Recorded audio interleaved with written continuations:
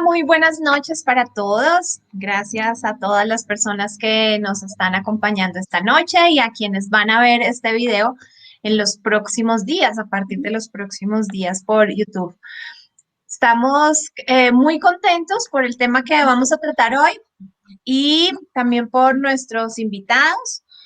Esta es la cuarta conversación que tenemos en el ciclo de libros para escuchar y canciones para leer.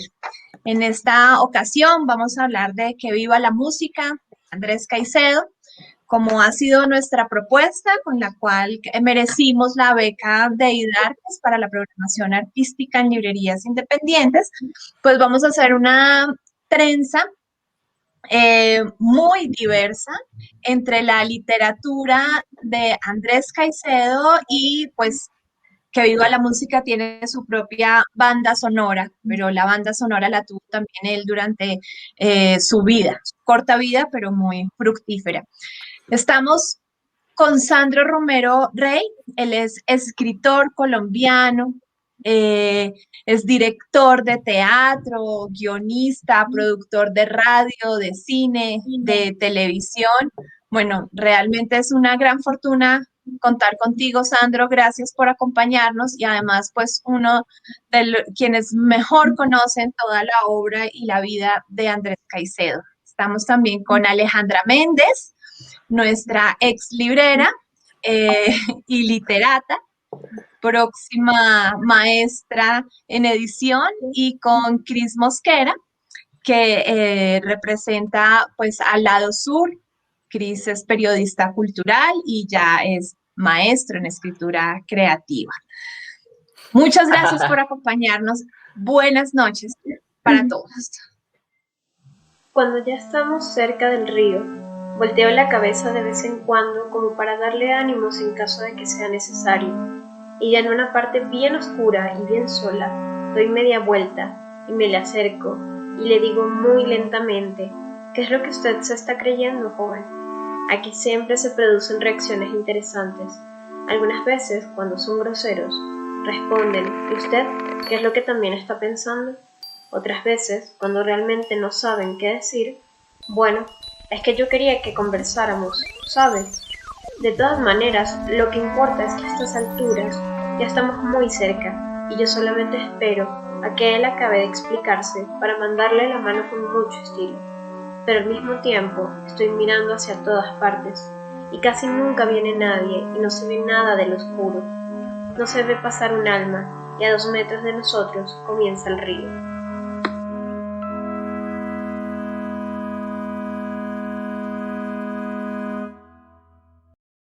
Bien, este primer fragmento pertenece a un cuento llamado Besacalles, que además escogió Alejandra y del que vamos a hablar más adelante, pero como queremos entrar en materia, aprovechar mucho a Sandro, que es probablemente una de las personas que más ha investigado, indagado en la obra, en la poética de Caicedo.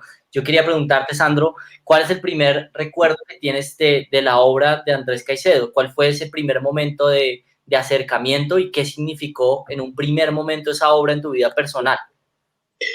El primer recuerdo que yo tengo de Andrés Caicedo es sin darme cuenta que era de Andrés Caicedo, porque yo era un niño, yo calculo que era más o menos en el año 69, de un montaje de una obra de Ionesco que se llama Las Sillas.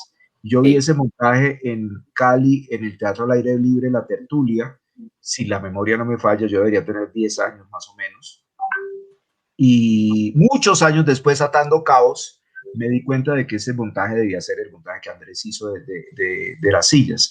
Andrés empezó a hacer teatro en el colegio, él nació en el 51 y él hizo teatro desde el año 66 más o menos hasta el año 72, donde él escribió sus propias obras de teatro cuando estaba en el bachillerato y terminó con su último montaje, que fue El Mar, una obra que él hizo, que la puso en escena en la Universidad del Valle, aunque él nunca fue profesor, ni mucho menos, ni estudiante de la Universidad del Valle, pero ahí la montó e hizo unas cuantas funciones. Eso fue su última experiencia teatral hasta que se haya un tránsito hacia el cine.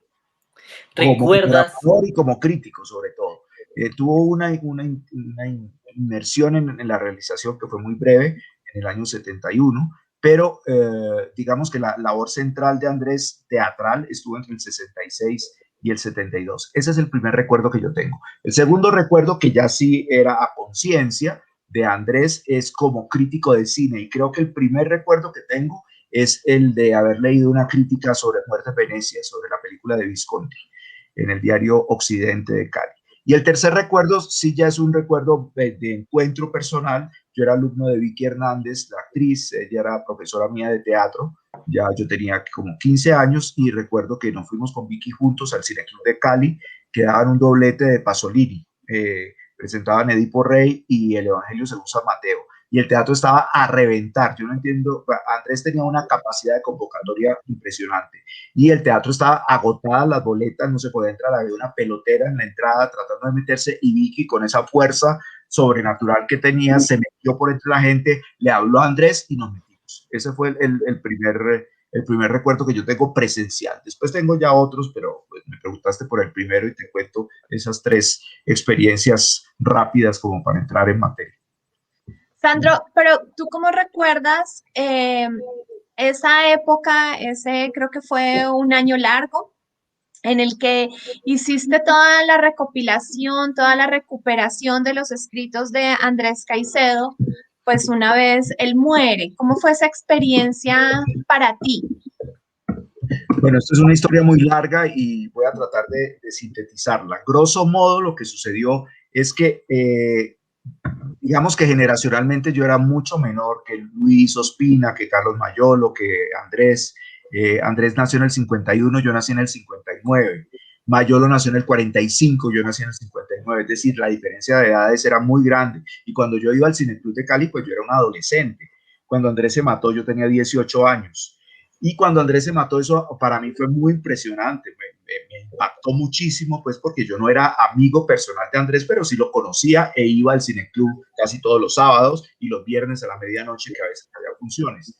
Entonces, creo que fue de las primeras evidencias del suicidio que yo tuve en mi vida, de saber que existía esa certeza de que uno se podía matar o de que alguien muy cercano se podía matar. Y eso para mí fue muy fuerte, porque yo leía a Andrés sus críticas de cine y era asiduo espectador del Cineclub. Entonces esto me impresionó mucho, me impactó muchísimo, y a los pocos meses salió Que Viva la Música. Cuando salió Que Viva la Música, a finales del segundo semestre del 77, para mí también fue otro golpe, porque los gustos musicales de Andrés eran casi que los mismos gustos musicales míos en música popular, porque a mí también me gusta mucho la música clásica, pero en música popular, el hecho de que le gustaran los Rolling Stones y Richie Ray para mí fue como una especie de epifanía, porque yo oía a los Rolling Stones y a Richie Ray y sabía muchísimo sobre ellos, pero yo nunca hablé con Andrés sobre música. Yo oía esa música en el Cineclub de Cali como fondo antes de las películas. Era un cóctel muy extraño antes de ver a Berman o ir a Richie Ray. Eso era, pues, eso solamente, eso podía existir en la cabeza de Andrés, pero funcionaba muy bien. Entonces, empezaron a aparecer como una especie de evidencias, de correspondencias, y de darme cuenta de que Andrés había dejado muchas cosas escritas, pero que nadie hacía nada con ellas. Y como nadie lo hizo, pues lo hice yo. Y creo que nadie lo hacía porque había una conmoción generacional. Yo, literalmente, mirado en perspectiva, ha pasado más de 40 años, pero yo sí recuerdo muy bien que los amigos de Andrés quedaron un poco anonadados, y quedé yo estupefacto. Pues los amigos cercanos fue un desconcierto total, porque una cosa es que uno diga estoy deprimido y me quiero matar, y otra cosa es matarse. Es decir, eso ya era una cosa muy fuerte. Y pasaron los años, hasta que un amigo común, Hernando Guerrero, dueño de Ciudad Solar, me invitó a la casa de los papás de Andrés. Y entonces yo fui y me ofrecí a organizar ese material que estaba ahí guardado y que nadie había vuelto a tocar durante hacía 4 o 5 años. La mamá Nelly Estela todavía vivía, que ya nunca se superó pues la muerte de su hijo, porque lo adoraba. Y entonces me permitieron ir a la casa. Y yo duré muchos meses yendo a Ciudad Jardín, que es un barrio, el sur de Cali. Yo iba todas las tardes a organizar ese material y pasé varios meses organizándolo. Después, cuando Luis Ospina terminó Pura Sangre, su primer largometraje, en el cual yo participé como voluntario, en realidad como metido porque quería estar en un rodaje. Ahí participé. Después de eso yo le dije a Luis: Luis, yo ya tengo este material organizado, de aquí en adelante esto tenemos que hacerlo juntos porque hay cosas que solamente las sabes tú o las sabes vos, como decimos los caleños, y organizamos un libro que se llamó Destinitos Fatales. Digamos que en esa época Andrés se consideraba que era como una especie de fenómeno local, que solamente gustaba en el restaurante Los Turcos y el Cine Club de Cali, pero después esto se fue creciendo y en todo Colombia se leía Andrés. Y era una especie de escritor juvenil de culto. Y entonces a mí me empezaron a invitar a dictar conferencias a Pasto, y a Medellín, a Bucaramanga y a Cartagena, y yo iba y hablaba de Andrés. Yo debería tener unos 20 años, y hablaba sobre lo que yo sabía de la obra de Andrés. Y entonces, en esa época, la colección Oveja Negra, la editorial Oveja Negra decidió sacar 100 libros de literatura colombiana y querían sacar Que Viva la Música. Entonces, como existía esta cosa tan difícil de sacar los libros, dijimos: no, aprovechemos y saquemos un libro inédito. Entonces convencimos a la editorial para sacar Destinitos Fatales, que en realidad eran 3 libros en uno. Era una colección de cuentos que se llamaba Cali Calabozo, otra que se llamaba Angelitos Empantanados, y una novela que nos encontramos en ese baúl que se llamaba Noche sin Fortuna, que era una novela inconclusa, pero que Andrés, que realmente es una obra prodigiosa, y dijimos: esto hay que publicarlo. Y yo diría que ahí comenzó el mito de Caicedo, con ese libro. Obviamente Que Viva la Música es su novela esencial y es su obra maestra, pero creo que ahí fue creciendo el mito y se fue consolidando cuando en el año 86 Luis Ospina estrenó un documental que se llamaba Andrés Caicedo, unos pocos buenos amigos. Gracias a ese documental, a estas ediciones, dijimos: bueno, aquí está la cosa, pero resulta que mis enemigos gratuitos, que uno se forja en la vida, uno no sabe por qué, dicen que yo vivo de Andrés Caicedo. Yo no vivo de Andrés Caicedo, yo trabajo en muchas cosas y a veces me dedico a la obra de Andrés Caicedo. El problema de la obra de Andrés Caicedo es que me ha tocado seguir dedicándome a ella porque la realidad lo exige, porque o saca los libros mal sacados o la información no es correcta. Y en este momento estoy metido en el gran proyecto que está haciendo Editorial Planeta de publicar la obra ahora sí completa de Andrés, porque Andrés Caicedo en este momento es un clásico de la literatura universal, es decir, es un representante de la gran literatura latinoamericana del siglo XX. Entonces esto hay que sacarlo bien y pues sí, pues yo conozco el tema bastante bien, y entonces, y fuera de eso se murió Mayolo y se murió Luis Ospina y quedé yo solo, entonces pues me toca estar haciendo esto con mucho gusto. Además lo hago con muchísimo gusto, pero digamos que yo no me pegaba a la cola de Andrés Caicedo, porque para eso pues yo tengo otras actividades que adoro y que me dedico a la pedagogía y me dedico al teatro y me dedico al cine y a la literatura, en fin. Pero ahí está Andrés Caicedo en un nicho, que un pedacito del corazón que siempre se lo tengo guardado y que lo hago con muchísimo gusto. ¿Tú cuál crees, Sandro, que fue ese cambio radical que representó el estilo de Caicedo en relación a lo que se venía escribiendo en Colombia hasta ese momento? ¿Qué diferencia marcó? Mira, esa es una pregunta que yo también me la hago, porque yo miro las cosas en perspectiva y la gente mira las cosas en perspectiva, y yo no sé quién se inventó la historia de que Andrés Caicedo se había inventado la literatura urbana en Colombia. Yo eso yo no lo diría así tan tajantemente. Andrés, como yo, somos lectores del boom de la literatura latinoamericana. Es decir, la época en que Andrés empezó a escribir, en los 60 y en los 70, era lo que se leía, era la literatura latinoamericana. Había una identidad latinoamericana a través de Vargas Llosa, a través de García Márquez, a través de Cortázar, a través de Onetti, a través de muchos escritores que eran muy importantes para nosotros. Yo recuerdo un encuentro de literatura latinoamericana que hubo en Cali, donde estuvo Vargas Llosa en el año 75, cuando salió Pantaleón y las visitadoras, que fue una cosa muy importante, y hubo una colección de escritores latinoamericanos que estuvieron ahí presentes, entre ellos Clarice Lispector, por ejemplo, que es una gran escritora brasilera que ahora la están resucitando, pero pues uno ya la había leído en esa época. Entonces, yo creo que esos referentes eran muy importantes para ubicar y para entender qué era lo que estaba pasando dentro de los intereses literarios de Caicedo. Caicedo comenzó a escribir bajo esa influencia, bajo la influencia de lo que se llamó genéricamente el boom de la literatura latinoamericana. Y que digamos, dentro de ese marco uno puede digamos, concretar qué fue lo que pasó con Andrés, pero creo que me perdí de tu pregunta. Lo tuyo era un poco más específico. Sí, te preguntaba sobre cuál fue ese punto que marcó Andrés Caicedo, Ok, que sobre representó un cambio para lo que se estaba escribiendo. Sí, mira, depende de cómo uno lo mire. Yo sí creo que en esa época la literatura colombiana estaba marcadísima por García Márquez, eso lo sabe todo el mundo. Cien años de soledad salió en el 67. En esa época Andrés empezó a escribir cuentos.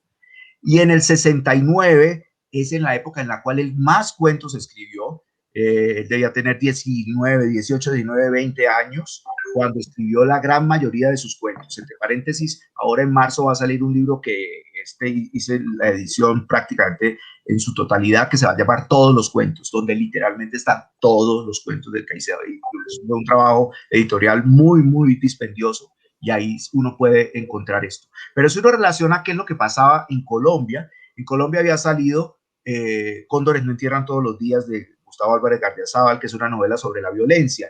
Y el mismo Gardiazabal había escrito su tesis universitaria, que era sobre la literatura de la violencia en Colombia. Entonces existía el fantasma de que toda la novelística colombiana era rural, pero yo no estoy tan seguro, porque Aire de Tango, por ejemplo, que es una novela de Manuel Mejía Vallejo, es una novela de ciudad, es una novela lumpesca, pero de ciudad, sobre el mundo del tango en Medellín. Y hay otros autores. Junior Fajardo había escrito Del presidente no se burla nadie. En los años 30, Eduardo Salamé había escrito 4 años a bordo de mí mismo. Las novelas de Eduardo Caballero Calderón, hay novelas urbanas de Caballero Calderón. O sea que yo no creo que Andrés se lo haya inventado. No, y además eso no importa.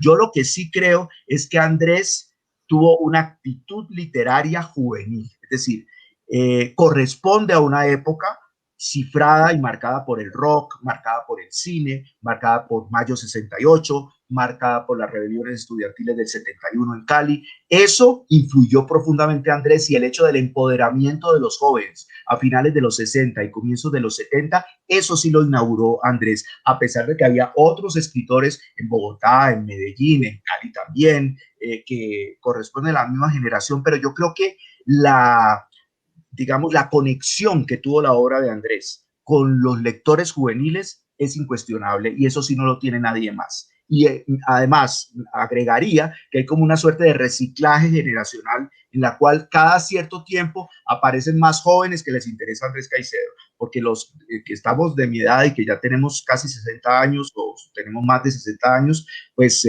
no tenemos derecho a decir que somos jóvenes, que estamos leyendo a Andrés, pero ustedes son jóvenes y leen a Andrés Caicedo, y yo monté obras de teatro de Andrés, y siempre el público que llegaba era un público, yo los llamaba los angelitos empantanados, siempre eran jovencitos que llegaban a ver la obra de Andrés, y siempre la gente que me busca hablar de Andrés es gente muy joven. Entonces sí hay una ética, una actitud juvenil dentro de la literatura de Caicedo, y eso sí yo creo que marca la diferencia. Sandro, hablando de este tema, de lo juvenil en la literatura de Andrés Caicedo, una de las cosas que me gustaría preguntarte es cómo ha cambiado tu percepción en la medida en que ha pasado el tiempo.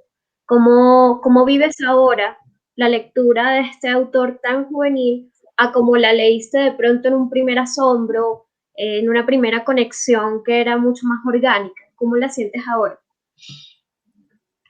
Mira, Andrés, yo lo leía como un contemporáneo. Yo leía la obra de Andrés como la obra de alguien que era de mi ciudad y que escribía sobre temas que correspondían a mi época y a mi entorno, aunque el mundo estricto sensu, del cual habla Andrés, corresponde a un periodo un poco anterior, a los años 60. Yo en los años 60 era un niño. El universo de Que viva la música, que creo que ese es el tema de la reunión de hoy, Que viva la música es una novela sobre los final de los 60, comienzos de los 70. Digamos que ese mundo de la rumba que cuenta Andrés en Que viva la música es un mundo que yo viví mucho después, pero no en ese momento. Ahora, si damos el gran salto a esta época, al 2021, que es cuando estamos haciendo esta conversación, la lectura que yo hago de Andrés, por ejemplo, de los cuentos que yo leí ahora para hacer el libro, todos los cuentos, es extraordinaria porque es que está uno mirando un escritor que está contando otro tiempo, que está contando una cosa que parece que hubiera existido hace muchísimos años, parece que se lo hubiera inventado y que formara todo parte del territorio de la ficción.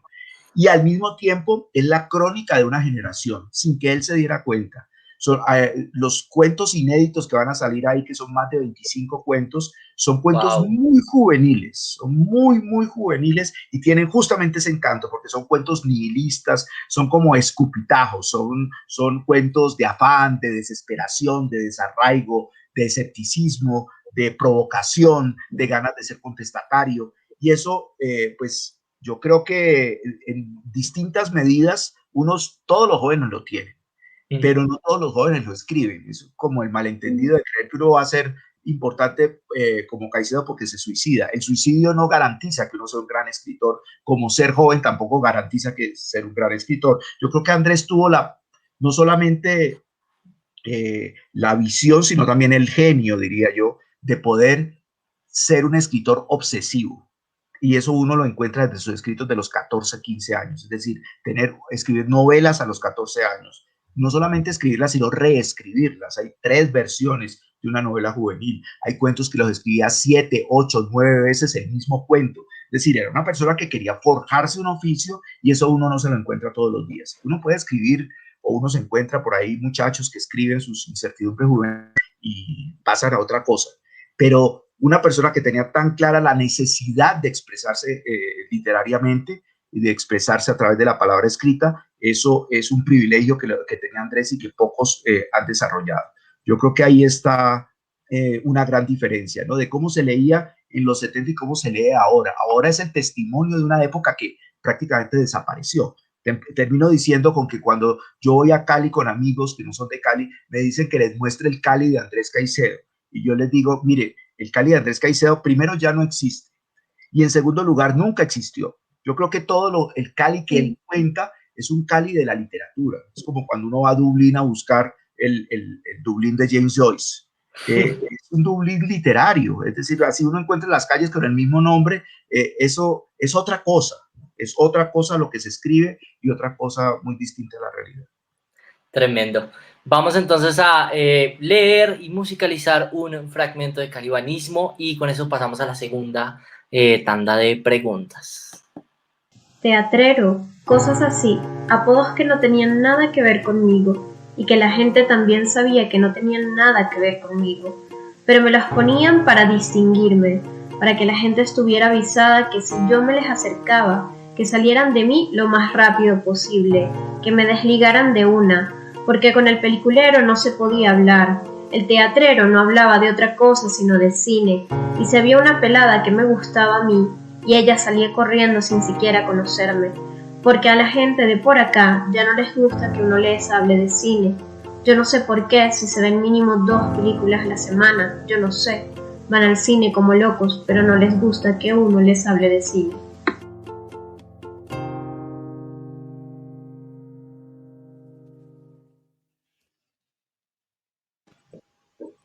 Ese fue calibanismo.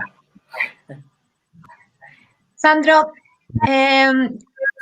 iniciando con este tema de calibanismo, ¿cómo nació la relación de Andrés Caicedo con la pantalla?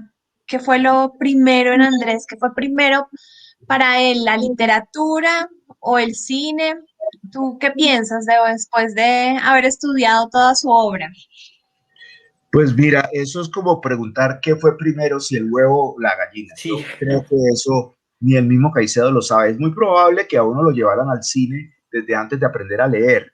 Y seguro esto sus hermanas podrán dar cuenta, en particular Rosario Caicedo podrá decirlo mucho mejor, con mejor certeza. Pero yo creo que van muy en paralelo el gusto por el cine y por la literatura en Caicedo. Ahora, lo que sí podemos decir es qué hizo Andrés primero, ¿se hizo cine o se hizo literatura?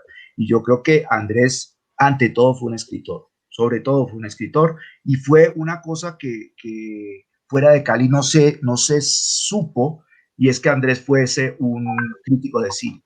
Es decir, esto yo lo cuento ahora y la gente cree que es una exageración, pero fue verdad. Después de sacar Destinitos Fatales, nosotros teníamos listo con Luis Espina el libro que se llamó Ojo al Cine, donde están todas sus crónicas como crítico de cine. Ese libro nos demoramos 15 años en publicar, porque nadie quería sacarlo, porque la gente decía, o los editores decían, que los libros de cine no se vendían. Y resulta que el libro sí ha tenido vida. Este año se va a reeditar, la cuarta edición va a salir de Ojo al Cine dentro de la colección de las obras completas. Entonces, pues esto da un poco la medida de la dedicación que Andrés estuvo como, es decir, como escritor, como persona que reflexionaba sobre el cine.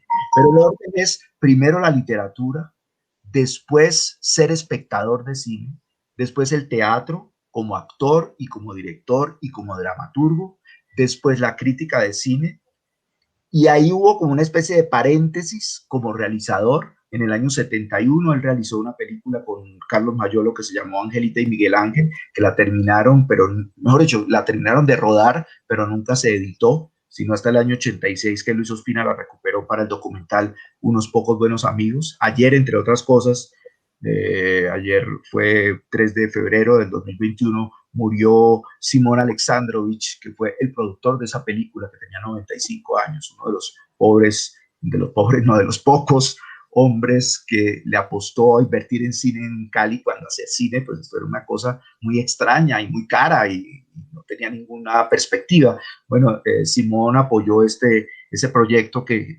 digamos, tristemente no se terminó, pero yo diría que paradójicamente se volvió importante por el hecho de que no se haya terminado, porque se volvió una película de culto.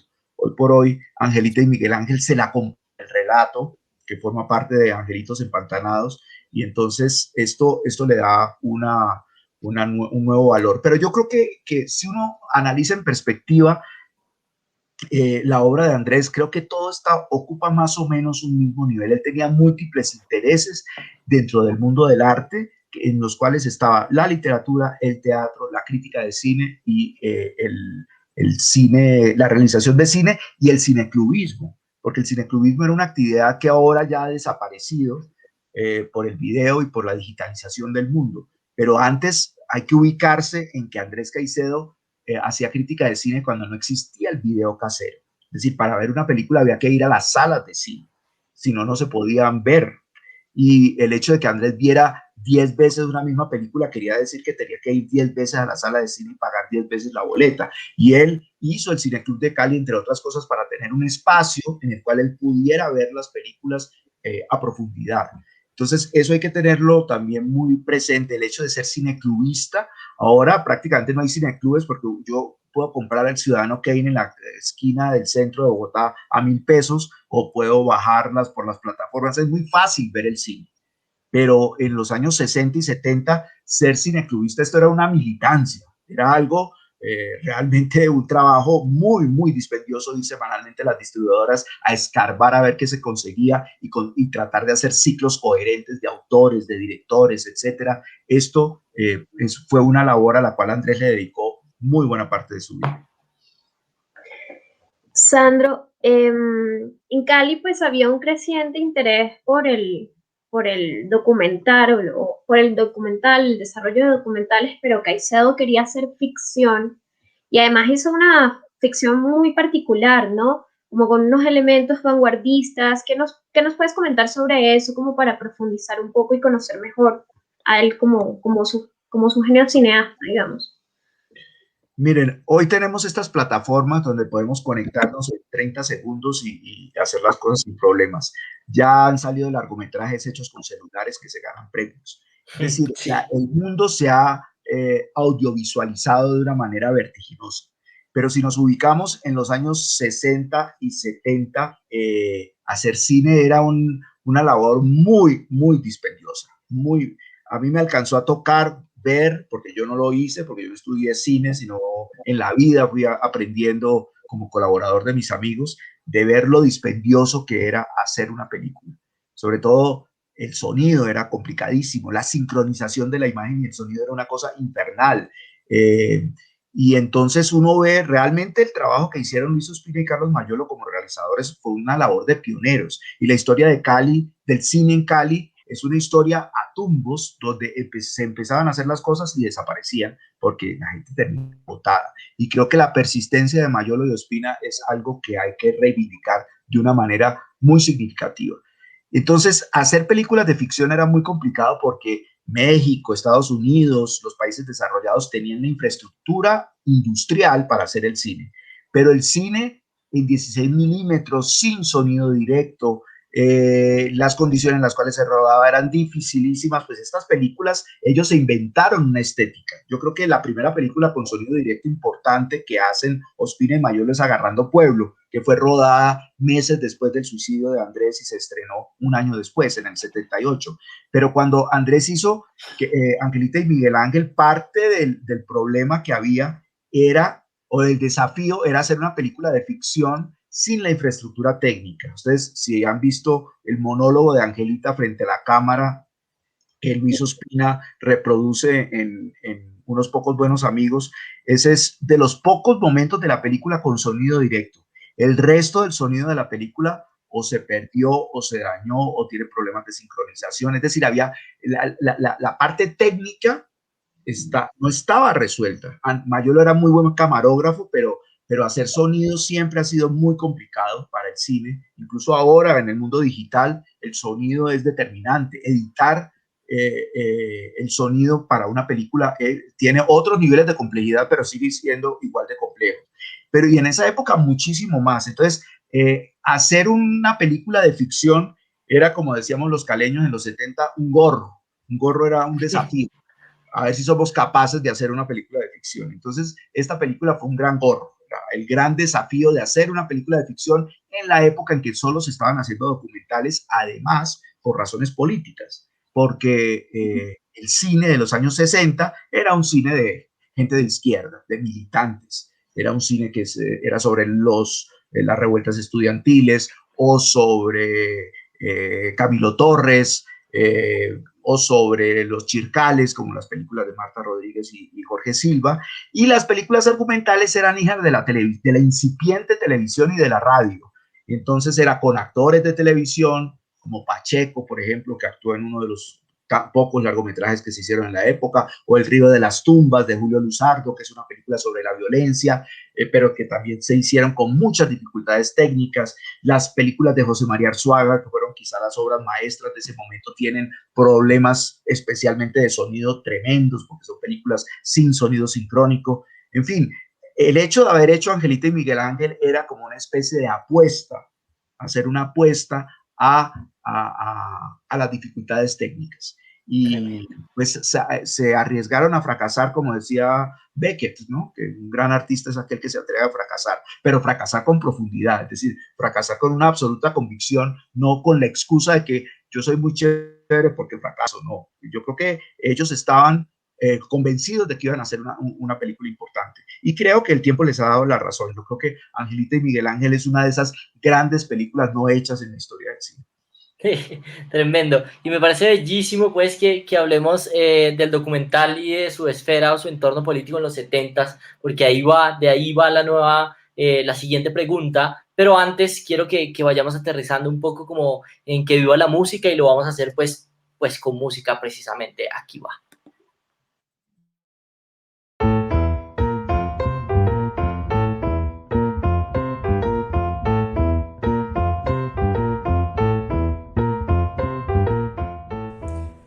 Lo que hace a usted el hongo es secarle hasta la más mínima partícula de alimento para poder asentar esa inmensa burbuja en el estómago, desde donde empiezan las bombeadas de psilocibina.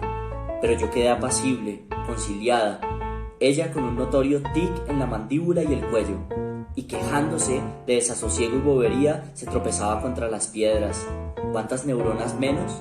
Y la acción de mirar siempre al suelo buscando el hongo y agacharse para comer de la mierda va produciendo a la larga una resignación ante todo, ya de por sí mal, de nuestro pueblo.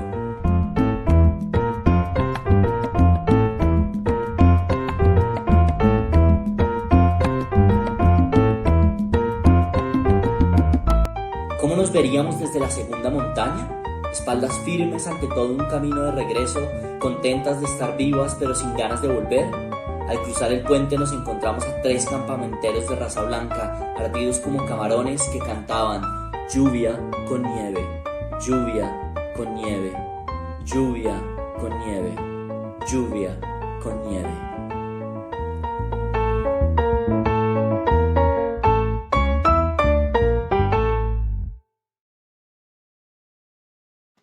Bueno, y con esa página repleta de versos, lluvia con nieve, pues aterrizamos en que viva la música y retomamos también un poco la conversación.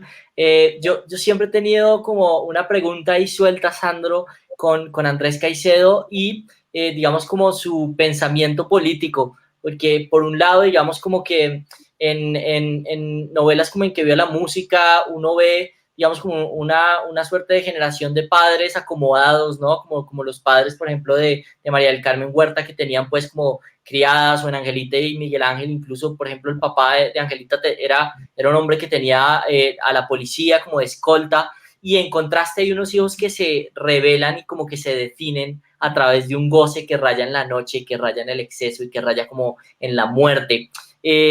También en este fragmento que acabamos de leer, hay un momento en el que Andrés como que, por un lado, deja ver un poco, ¿no? Como ese componente político, ¿no? Cuando habla de la resignación del pueblo, que ya de por sí era como un mal. Pero él, y también, por ejemplo, en que viva la música, pues el momento en el que parte la historia de María del Carmen Huerta es el momento en el que ella deja de ir a leer El Capital. De alguna manera no se siente, digamos, como una suerte de compromiso político, lejos de ser un escritor panfletario, pero sí de alguna manera como que da unos pincelazos en el que él se sabe dentro de esas fuerzas. Y yo siempre he querido, digamos, como he tenido esa pregunta por el Andrés político, que básicamente él qué pensaba de esa relación política y literatura, que por ejemplo era tan marcada en otras áreas de la época, como por ejemplo el cine documental y la política de izquierda. ¿Qué pensaba Andrés Caicedo en términos de política y literatura?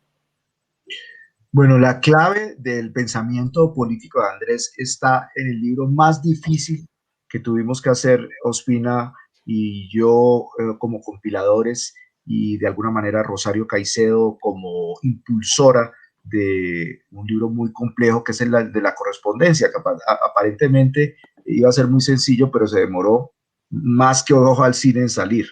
El libro finalmente salió el año pasado en 2 tomos, en una hermosísima edición de Editorial Planeta.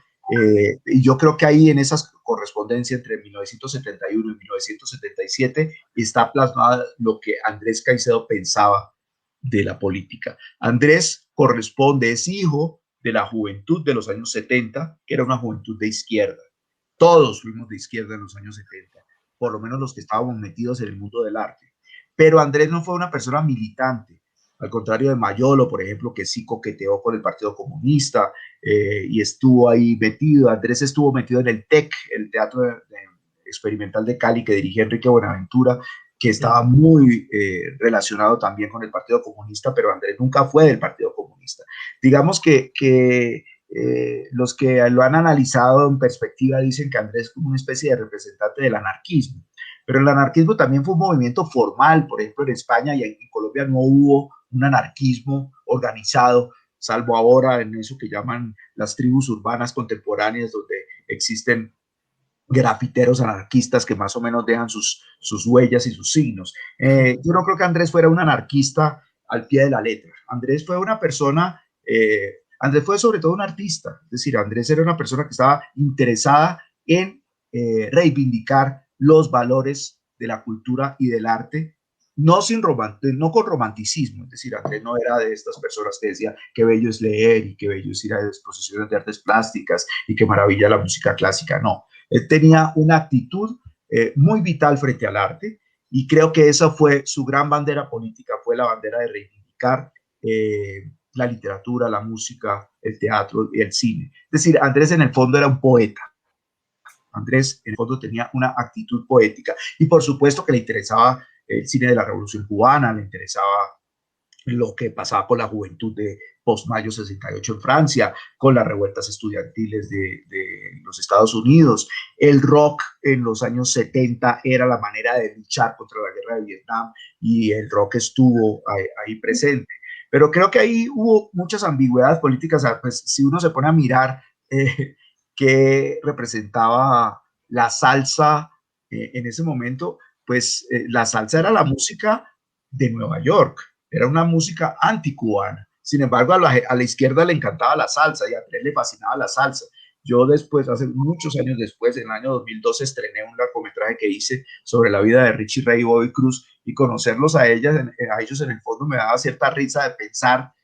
Yo decía, afortunadamente Andrés se suicidó y no le tocó ver estos señores que son pastores y que toda la vida han reivindicado a Puerto Rico aliado a los Estados Unidos. Cuando Andrés, el que vea la música, saca un afiche que dice viva Puerto Rico libre, Ricardo Rey nos hace falta, y yo eso se lo mostraba a Richie y él le da mucha risa, y a Bobby Cruz también, pues como las ironías de la vida, ¿no?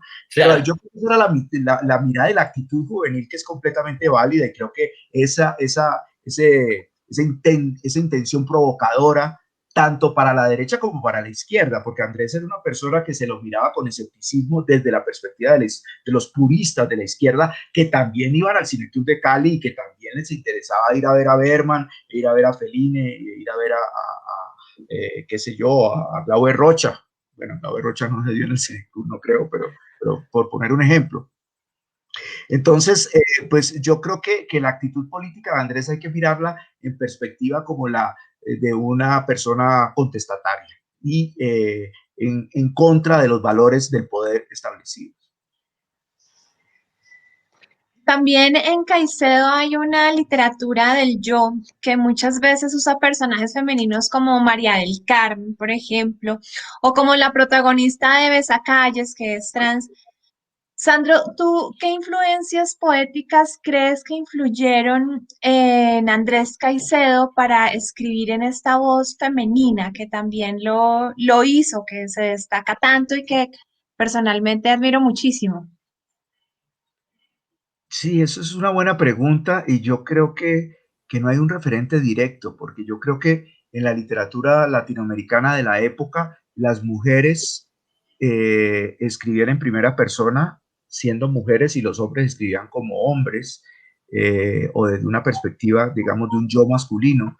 Y el yo femenino yo no tengo un recuerdo, salvo quizás algunos de los cuentos de Carlos Fuentes, y algunos textos de Cortázar. Hay narradoras femeninas, pero yo creo que eso es una invención de Andrés, de que María del Carmen Huerta sea la narradora. Hay un cuento colombiano de un escritor, Díaz Granados, que la narradora es una prostituta. Hay ejemplos por ahí sueltos, pero yo no creo que esos fuesen los referentes literarios de Andrés. Si a mí me preguntas por referentes literarios de Andrés, porque a mí Que viva la música de todas maneras me parece una novela muy original, pero yo creo que si hay que buscar referentes, hay que buscarlo en cierta literatura de Vargas Llosa, sobre todo sus escritos sobre la juventud, que tienen nombres concretos: Los jefes, La ciudad de los perros y Los cachorros. Yo creo que esos son los 3 libros, y por eso Andrés le dedicó El atravesado a Marito Vargas Llosa, porque era un escritor que representaba la literatura juvenil. Ahora, a él le interesaban también los escritores que se llamaban de la onda en México, como José Agustín, o Parménides García Saldaña, que eran los escritores que escribían literatura sobre actitudes juveniles. Y por el otro lado está Cabrera Infante. Yo creo que si hay una influencia literaria en Andrés, es Guillermo Cabrera Infante. Y sobre todo Tristes Tigres, que es pues, la novela maestra y la novela que Andrés leyó, así como los cuentos de Así en la paz como en la guerra. Ahí yo creo que hay unos referentes literarios y de tono mucho más cercanos, porque, bueno, Andrés no leyó La Habana para un infante difunto, porque salió después de su suicidio, pero yo sí creo que estilísticamente, y esto de la pluralidad de voces que hay en novelas como Tres Tristes Tigres, o ahora que lo pienso, en libros como La región más transparente de Carlos Fuentes, de pronto ahí en conjunto, en ese cóctel de experimentación que había en la literatura latinoamericana del momento, creo que se podría encontrar ciertas pistas. Pero digamos que una lectura femenina o feminista de Andrés que pudiéramos hacer ahora, pues tendría otro tipo de referentes y otro tipo de reflexiones que yo no sé si conscientemente Andrés se lo hubiera hecho. No lo sé, no lo sé. Creo que Andrés tenía una amistad muy estrecha con Clarisol Lemus y que era una niña precoz, tremenda, que yo creo que Andrés dijo, y que cómo sonaría esto literariamente si yo lo pongo en palabras. Una persona que hablara cantando y que ahora, yo Clarisol la conocí mucho después, pero yo lo oía y Clarisol no habla como habla el personaje de la novela. Por eso creo que el gran problema que tiene la versión de Que Viva la Música en cine es que los personajes, eso es una novela muy verbal, muy para leerla casi que en voz baja. Uno la puede leer en voz alta, como seguramente van a hacer ahora ustedes con un fragmento, pero la novela está escrita para ser leída en el interior y tiene un tempo, tiene un ritmo musical muy concreto. Entonces, yo creo que él agarró cosas de la vida de Clarisol, de las voces y se imaginó cómo sería un personaje que hablara cantando. Yo conocí una chica cuando trabajé en la radio que hablaba citando canciones todo el tiempo y me hacía recordar al personaje que Viva la Música. Cuando yo leí ese libro, por primera vez yo dije, este libro no lo va a entender sino el que se conoce las canciones de Richie Ray de memoria o las canciones de los Stones de memoria. Pero sin embargo, la buena literatura, si uno no tenga los referentes, pues uno se la pilla, mejor dicho, uno entra dentro de ese código. Pero yo no creo que haya una relación directa o un referente directo sobre el tono de Que Viva la Música. Bien, para entrar al último segmento de preguntas y hablando precisamente de The Rolling Stones, vamos a musicalizar otro fragmento quizás del inicio de Que Viva la Música con Moonlight Mile, una octava abajo y un poco pisoteado desde una guitarra eléctrica, pero aquí va. Oh, Ricardito miserable, dije emocionada. Toda esta gente sabe inglés. Míralos nomás en qué comunión están. ¿Tú sabes la canción? Sí, dijo sin hacer esfuerzos. Le apreté la mano. Ven, sentémonos. No en la mitad de todo el mundo, porque me da pena que nos oigan. Tradúceme al oído. Eres mi intérprete. ¿Para siempre? No, lo siento. Sería injusto prometerte tanto. Solo por esta noche, pero si me conoces, sabrás que mis noches son largas. ¿Listo? Sí, se llama Milla de Luz de Luna. ¿Milla? Sí, traducción literal. Escogiste una bien difícil. Tú puedes. ¿Intérpretes? Rolling Stones. Fíjate que la repiten. Oh, les encanta. Soy tan feliz. Milla de Luz de Luna, repetí haciendo memoria. La misma cabeza, de movimientos precisos, levantó la aguja y sin chirrido la colocó en donde empezaba la canción. Aquí va, dijo Ricardito.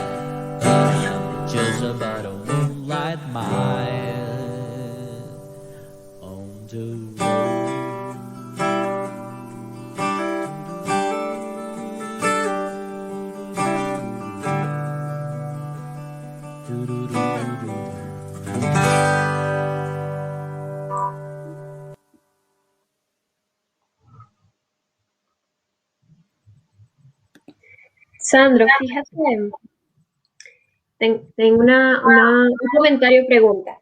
Con María del Carmen, pues María del Carmen casi que se convierte en amiga de uno, una amiga que a veces incomoda, a veces molesta, a veces es súper chévere.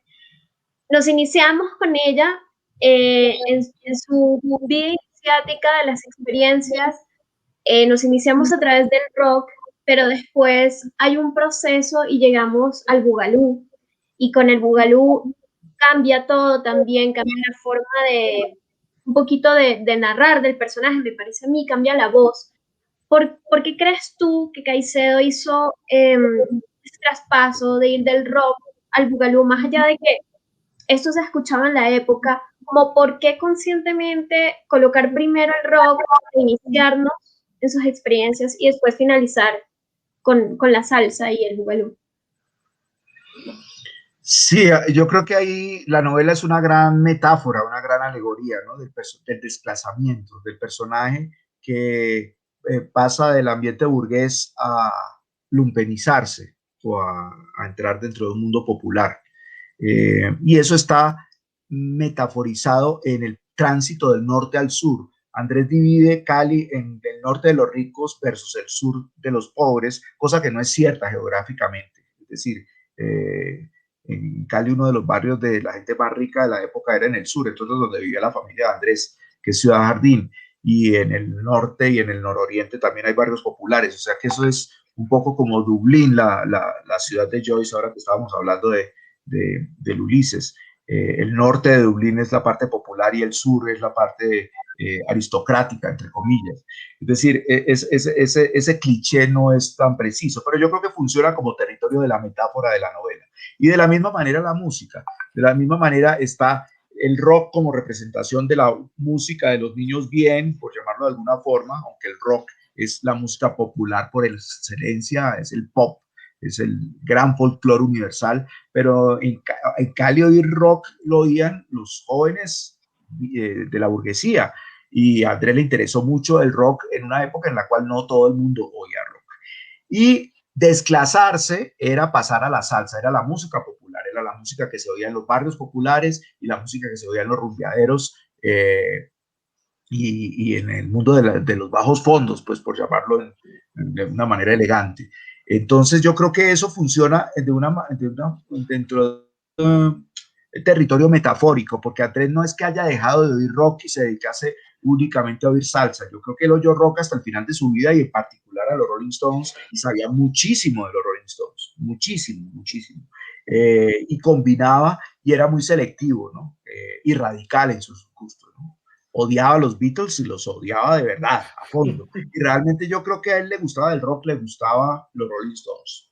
Creo que los otros grupos de pronto le gustaba el blues, pero su gusto estaba centrado en los Rolling Stones. Lo mismo con la salsa, pues es la época en la cual se consolida el mito de Fania All Stars en el mundo, aunque la Fania había nacido en los 60.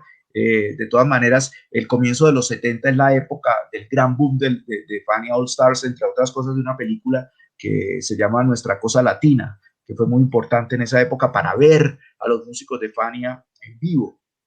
Y la llegada de Richie Ray a Cali, que es como la llegada de Cristo a la tierra, porque Richie Ray y Boy Cruz llegaron en la Feria de Cali del 68-69 y luego del 69-70, dos ferias de Cali estuvieron. Y eso marcó a la ciudad para siempre. Es decir, Richie Ray, él me decía cuando hice el documental que él no podía creer que en una ciudad que ellos ni sabían dónde quedaba Colombia, hubiese llegado la música de esa forma, que ellos lo único que conocían en Nueva York de Colombia era la cumbia y el vallenato, pero nunca pensaron que la salsa se iba a entronizar con esta vehemencia con que los caleños defendemos la salsa como si nos la hubiéramos inventado. Y la salsa se convirtió prácticamente en el patrimonio de la ciudad, cuando pues Cali está lejos del Caribe y está lejos de los referentes a los cuales pertenece la salsa, pero pues así es la vida, ¿no? Uno no puede juzgar. Es lo mismo que pasó con el blues en Liverpool, por ejemplo. ¿Por qué diablos la música del Deep South de los Estados Unidos llegó a ese pueblecito, esta ciudad pequeña de Inglaterra, y luego llegó a Londres a través de la radio, y los jóvenes lo asumieron como sus himnos de batalla?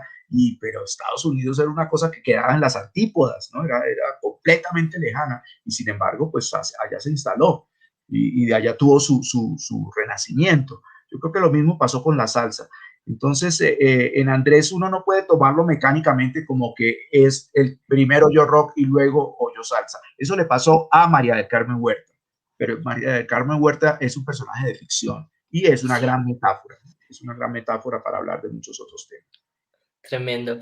Y finalmente, Sandro, para ir cerrando esta charla, en el relato que rodea el fragmento y la canción que acabamos de escuchar, se narra la muerte de una familia que es probablemente la primera gran muerte que ocurre ahí en que vive la música, que está a cargo de su hijo, ¿no? Recordemos que María del Carmen Huerta está ahí con Ricardito el Miserable y de repente, por algunas situaciones, suben al segundo piso de esa fiesta, van a rebotar sobre un colchón y resultan rebotando sobre los cadáveres de los papás del anfitrión. Y esto me recuerda, digamos, que la muerte, digamos, está presente de una forma insistente en toda la obra de Caicedo. Y según pude leer algunos fragmentos en Memorias de una cinefilia, la muerte también es uno de tus intereses, digamos, como poéticos o a través de la muerte, digamos, porque dijiste como un sentido también con la obra de Caicedo.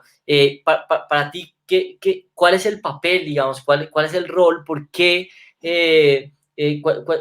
cuál crees, si es que existe una razón, cuál sería esa de por qué existe, digamos, como que la muerte subyace de esa manera tan insistente en toda la obra de Andrés Caicedo? Es que yo creo que en el fondo el gran tema del arte es el tema de la muerte. Es decir, la gran reflexión del arte es metaforizar la muerte. Es ver la muerte trabajando, como decía Jean Cocteau. Y Tremendo. entonces me parece que hay distintas maneras de asumir el tema de la muerte.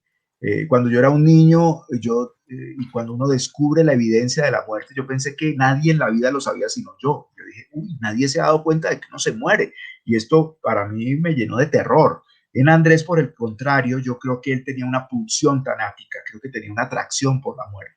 Que creo que tenía eso, y eso, si leen el libro de todos los cuentos, ustedes van a encontrar que desde los cuentos de los 14, 15 años más, Sí. Andrés está coqueteando con la muerte, ¿no? Está jugando con la muerte y no le tiene miedo a la muerte, al contrario, tiene como una especie de fascinación tanática. Entonces, y por eso su fascinación por el cine de terror, por su fascinación por la literatura de Lovecraft, porque son manifestaciones del arte sobre lo ominoso, sobre lo terrible, sobre lo temible. Y me parece que eso, pues yo esto lo leería mucho después, cuando uno lee el mito de Sísifo de Camus, el comienzo del mito de Sísifo, es decir, que él dice que el único gran tema de la filosofía es el tema del suicidio. Es decir, la filosofía, el objeto de estudio de la filosofía en el fondo es el tema de la muerte. De cómo los hombres y las mujeres y los seres vivos pensantes enfrentamos el tema de la desaparición, el tema de ser mortales. Entonces, yo creo que eso está muy presente en Andrés y él lo dice al final de que viva la música. Él dice, bienvenida sea la dulce muerte, prepárale una cita o algo así, dice en esa letanía final tremenda de María del Carmen Huerta. Entonces, eso no es no solamente el acontecimiento creo que son los papás del Flaco Flores, si la memoria no me Sí. falla, no solamente ese acontecimiento siniestro, sino que están los crímenes en el Valle del Renegado y está el llamamiento a enfrentar la vida a través de la muerte, preparándose una cita con la muerte para evitar la espantosa visión de su vejez, como dice de los padres María del Carmen Huerta en la novela. Entonces yo creo que otro de los elementos fundamentales en la obra de Andrés Caicedo es que es una profunda y gran reflexión sobre el tema de la desaparición total. Tremendo. Bueno, pues llegamos al final de este conversatorio, de esta entrevista a Sandro. Muchísimas gracias a todos por acompañarnos, gracias a quienes van a ver este video, a disfrutarlo posteriormente. Alejandra, Cris, mil gracias por tanta dedicación y Sandro, gracias por tanta generosidad, por contarnos desde tu experiencia como lector, como recopilador, investigador, tantos años de trabajo. Realmente me parece que ha sido una conversación muy fructífera y que, bueno, ya nos queda solamente una de este ciclo que será el próximo jueves a las 7 de la noche. Estaremos hablando sobre literatura afrocolombiana. Muchas gracias a todos. Buenas noches. Gracias. Feliz noche para todos y un abrazo grande. Gracias.